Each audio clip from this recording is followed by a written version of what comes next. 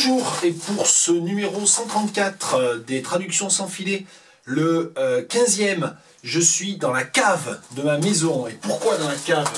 Eh bien, c'est pour tenter d'être un tout petit peu en écho avec le sujet, en quelque sorte, du livre que je me propose de traduire aujourd'hui, ou plus exactement, dont je me propose de traduire à peine quelques extraits. Il s'agit du Madeleine Project de Clara Baudou, découvert grâce à François Bon en décembre.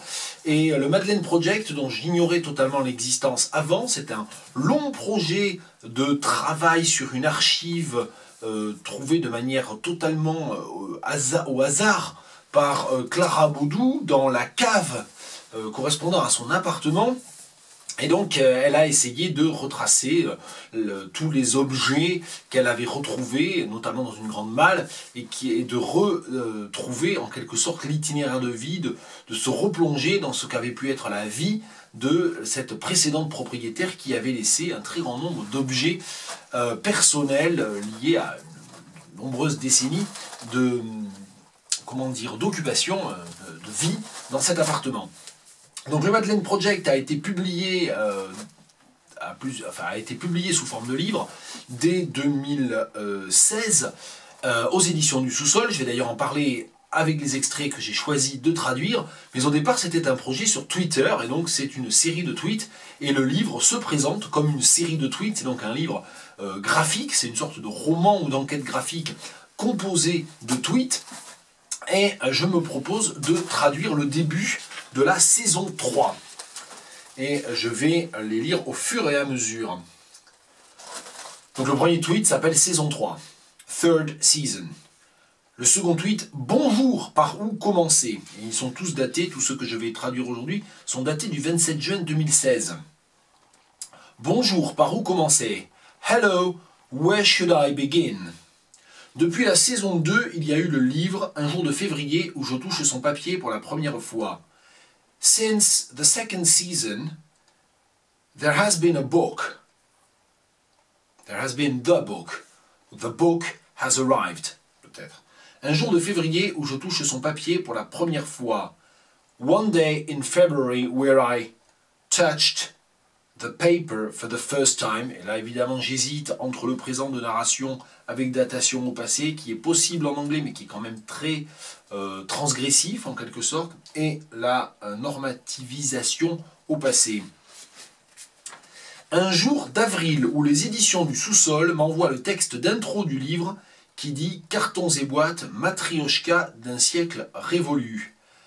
Then one day in April, where the éditions du Sous-Sol send me the introductory text, ou the preface peut-être, the preface, est-ce que c'est, oui, ou est-ce que c'est juste le prière d'insérer, comme on disait jadis, donc un texte très bref. The introductory text to the book, in which reads, cardboard boxes. Alors, matrioshka d'un siècle révolu, j'avoue, les matrioshkas, j'espère qu'on dit pareil en anglais, les poupées russes. Hein. Je crois qu'on dit Russian dolls, sinon, hein, mais bon. Matryoshkas of, alors un siècle révolu, of a century long gone by. Et où je me dis, tiens, c'est marrant, il y en a justement dans la cave des matryoshkas. And then I tell myself, well, that's funny. There are matryoshkas in the cellar, in fact. There are, as a matter of fact, as a coincidence, there are matryoshkas in the cellar. Un jour d'avril où je vois des palettes pleines de tweets comme si on était devenu fou. Alors là, il faut peut-être expliquer quand même, contextualiser, que dans le tweet, il y a bien sûr à chaque fois des photos. Donc la photo des poupées russes, je ne vous l'avais pas montré. Mais la photo des palettes, ça veut dire qu'elle reçoit évidemment... elle voit une photo chez l'éditeur avec les palettes de pages correspondant au livre non relié et où en fait ces pages sont des tweets imprimés. Un jour d'avril, one day in April, where I can see... Alors je crois que les palettes, quand ce sont des palettes d'entrepôt, des palettes de transport, ça sont des pallets, je crois. Pallets full of tweets as if we had gone crazy. Un jour de mai où je reçois les premiers exemplaires chez moi, les mains qui tremblent en le feuilletant.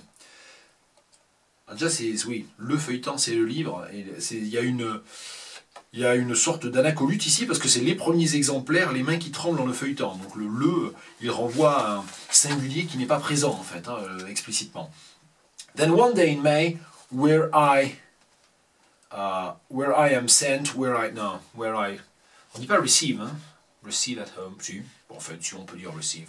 Where I receive the first copies at home, and I leaf through the book with trembling hands. Bref, et c'était ça que je voulais traduire, parce que ça correspond à quelque chose dont j'ai pas mal parlé, ou à quoi je réfléchis pas mal depuis 2 ou 3 ans. Qu'est-ce qui change de la publication sur papier d'un texte qui continue à exister sur le web? Bref, j'ai eu le sentiment qu'imprimer sur du papier, c'était bien différent de Twitter, bien plus important, comme irréversible. In a word, I had the feeling that printing on paper, ou that print peut-être tout simplement, that print was far different from Twitter, much more consequential, as if it were irreversible. En parallèle de la fabrication du livre, j'ai continué l'enquête, j'ai tiré les fils au gré de mes envies. While the book was underway, I went on with my inquiry. I pulled on threads. Au gré de mes envies, I pulled on threads depending on how I felt, on what I felt like doing.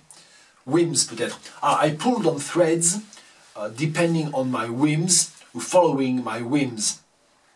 J'ai choisi des fragments que j'ai essayé de remettre dans l'ordre comme un drôle de puzzle. I picked up fragments which I tried to put together again like some sort of odd jigsaw puzzle. Voilà pour une ébauche de traduction. Je ne suis pas trop sûr que le Madeleine Project sera traduit un jour en anglais, mais après tout, on ne sait jamais. Voilà, avec donc un hommage à Clara Baudou et à son livre singulier, le Madeleine Project.